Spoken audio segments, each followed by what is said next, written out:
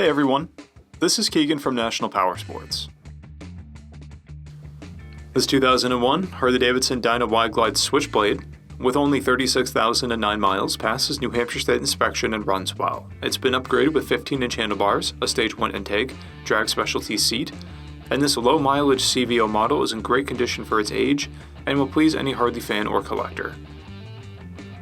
With only 1,400 produced, the Switchblade is striking and very uncommon even among CVO models. The scarlet red paint set features hand-laid 23-karat gold flake flames, standing out from other high-quality Harley paint sets. Powered by an 88 cubic inch V-twin motor, the Switchblade puts 68 horsepower and 72 foot-pounds of torque through a 5-speed transmission. It weighs in at 632 pounds.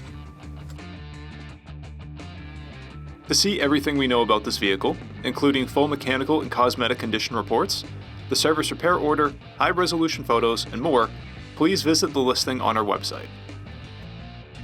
We have also purchased the CycleCheck's Vehicle History Report. You can view this report by clicking the link on the right side of the video.